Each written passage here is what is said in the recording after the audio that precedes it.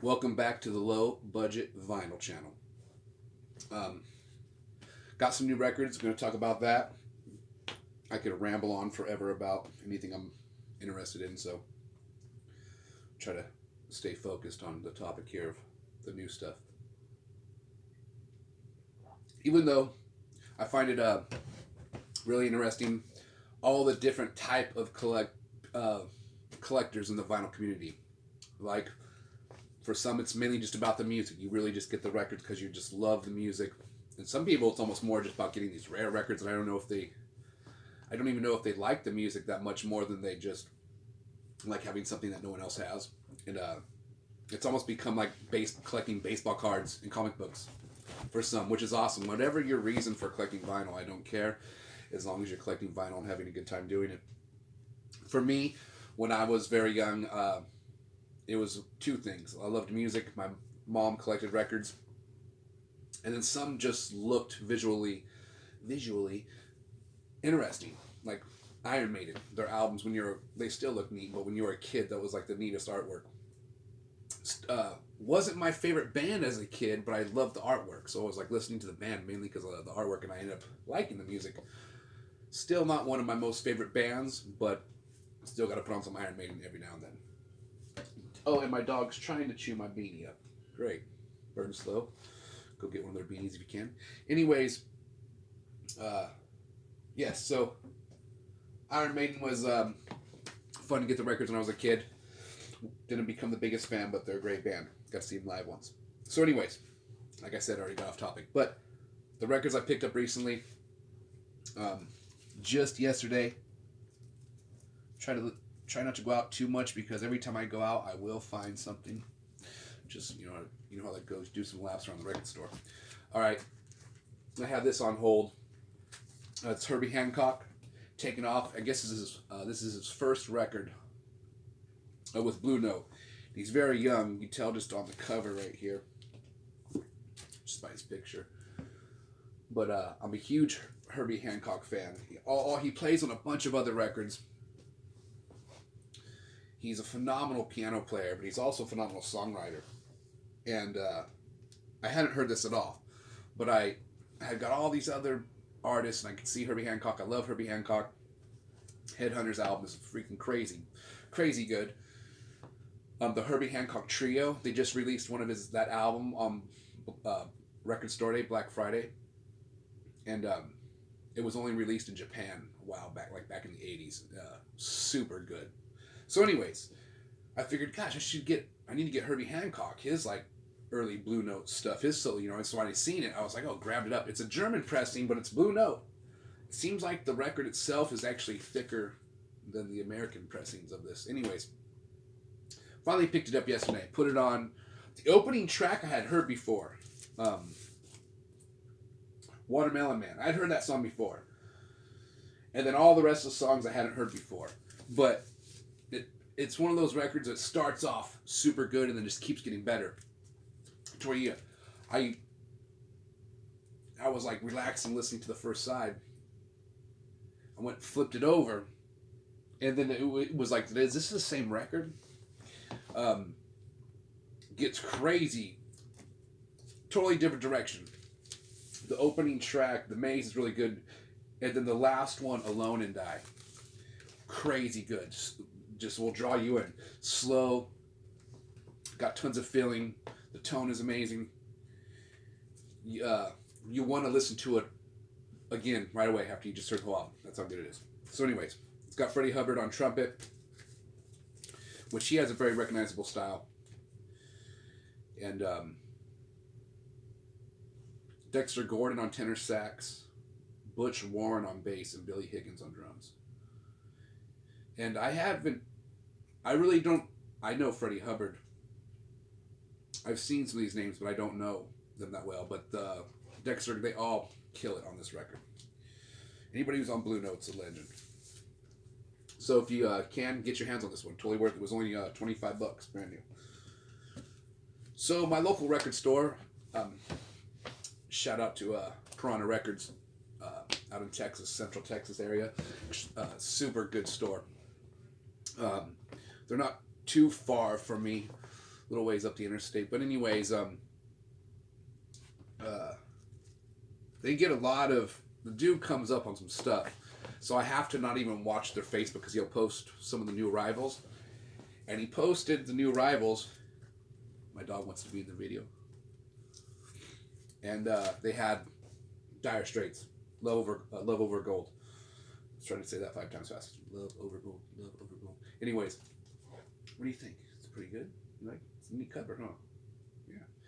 Well, I already have the box set. Sounds really good. The one thing I will say, the one in the box set gets a little bit distorted. The big piano part at the end on Telegraph Road. Still sounds really good. If that's all you can get your hands on, get it. There's a squirrel right now. Trying to look at the window. Anyways. So I have that. I also have the original master recording.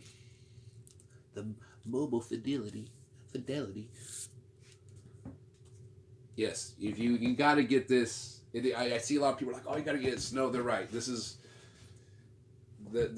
any of the Dire Straits that's on the mobile fidelity. Yeah, they're freaking really good. But they got one of the original pressings. Still has the hype sticker, like the price tag of the store Waterloo from back in the day. It's an original pressing. The record color is like totally good, a lot different than the reissue where it's a little watered down the color. So, anyways, I seen that he had it. I was like, I don't need to get it. I already have 2 copies. You guys already know how this goes. If it's something you really like, you want to have, you don't mind having multiple copies because they all sound a little different. So I go in the record store yesterday, and I was like, there's no way they're still going to have this. It's been a few days since they posted the footage that they had it. And lo and behold, I get to the D section, and it was still there. And I was like, it's got to be, it's probably a little pricey.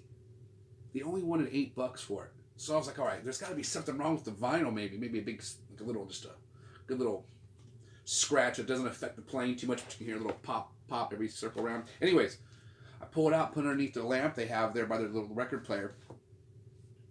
The record's perfect. VG Plus. Anyways, so $8 still has the original damn slip on there. So I swooped her. How could you not? And I listened to it yesterday, and it sounds really good. Telegraph Road, that's like the tester. Doesn't distort like the reissue. Now, I'm almost tempted to get the reissue that's by itself to hear if it distorts, but I'm not going to go there. But I probably will eventually. So anyways, I got that. Super stoked. All right. So that's what I just picked up yesterday. Before that, I had picked up a couple of the records that I want to talk about. All right.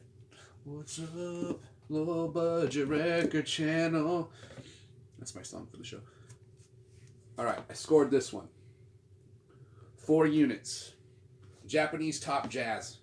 Men's Series, Volume 3. 4 units.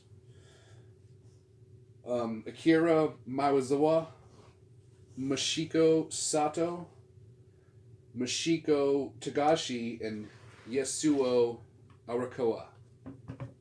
I hope I didn't mess up the names too bad. Super killer. A little, it was in the $30 range. Totally worth it though. If you love jazz, this is really good. It's basically a trio, and they have a homie added to it. But hence the 4 units. And you see the floor there. It gets technical. It's got a lot of feeling. It's old school though. I've been bumping it a bunch. It's really good. It's only got 4 songs, 2 songs per side. So 4 people, 4 songs. They went with the whole 4. Totally worth getting though. The one I got just before that also, that's really good. The Deep Modern Jazz from Japan, Volume 3. This is crazy good. You have to get this if you love jazz. If you haven't gotten into jazz, and you're curious, go stream this album and see what you think. I won't be surprised if you fall in love with it. But I picked it up. The first song, Song of Island, by the Yashiro Kono Trio +1. Fucking killer. Sounds really good recording. Well, then at the end of the song, you hear everybody clap. And I'm like, wow, okay, well, what venue was that at in Japan? I'm curious, or was it somewhere? Anyways, I look, no. It was at the dude's living room. He would host concerts in his house and record them. I love that. This is like back in like early 80s. This guy was doing this stuff, you know, but they're all different. But what's crazy again, I swear, the way that it stays solid. It gets, the last record is a dude on a nylon string, like this trio, ripping on guitar. Super good. But the opening track, it starts off with some crazy technical stuff, but it opens up into the band. It's got the vibraphones, like some Bobby Hutcherson style. Totally neat. The next song's almost got this funky, jazzy, like a cop chase in a movie in the 80s, or a cheap cop show back in the early 80s or late 70s. But yeah, you will like this. And if you like jazz, go get this immediately. And if you can't get it on vinyl, stream it or whatever. It's on YouTube. It is. Anybody else who does, you know, I mean, sometimes I'll see something, I'm like, oh, I'll just pop it real quick on your phone and give it a listen while you're in the record store. And you're like, oh, damn, yeah, you got to get this. All right. And the last one I'm going to talk about, some coffee.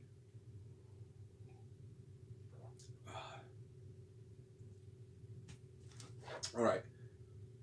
Oliver Nelson, The Blues and the Abstract Truth. I got this in the U section. And the record label is Jazz Wax Records. So it wasn't like a Blue Note, but I recognize, I'm looking at it. Paul Chambers on bass, check. Eric Doffey, check. And he's on not just vibraphones, he's on a bunch of stuff. He's on alto sax and flute. All right. And then Freddie Hubbard on trumpet. George Barrow on baritone sax. Bill Evans on piano. Roy Haynes on drum. Anyways, you know, I recognized the Eric Doffey, the Bill Evans right off the back, and the Freddie Hubbard. And the Paul Chambers. So, I finally get it home. Gosh, damn, this is a good record. You will... I know this is a real famous one, so all the jazz people are probably laughing at me like, you finally heard that one? You were late to the party. Better late than never. Go, yeah, this one's really good. And jazz just has a crazy feeling to it. I love that there are like the best musicians in this, you know, this level.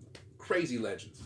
Like, if you could hack their brain of how much knowledge, however they got the knowledge, whether it was just a really good ear, jamming a lot, either way, legends. But the feeling behind it, you know, they could play technical all day long, but man, they'll put a whole note, and or they'll just let a note ring for so long in the perfect spot. And the name, if you were to like pick the best name to how this album sounds, you couldn't have picked a better name. The Blues and the Abstract Truth. Gosh damn. Anyways, very good. I'm glad I finally got it. All right, this episode will go on forever if I don't shut up. Shout out to Folgers. Thank you. All right. Right on Vinyl Community. You guys are awesome. I see all these videos. You guys post a lot of videos. That's awesome. So I want to try to at least post one once a week. Maybe I'll do more than that, but at least once a week. So I'm shooting for. This is my second episode. So anyways, subscribe to my channel. Actually would be cool. Like my video. Throw in a comment if you have any of these records or if you heard them. And right on. And go follow all the other vinyl channels. I just ordered something from the In Groove in Phoenix, Arizona. Dude has a really good YouTube channel. He has an amazing store. I wish his store was over near where I live, but it's not. But his website's set up really good. So go check out his website if you don't live near there. If you live in Phoenix, Arizona, or you're traveling through there, go check out the In Groove. This dude's store, it looks huge. But he's very knowledgeable on jazz, just a lot of stuff.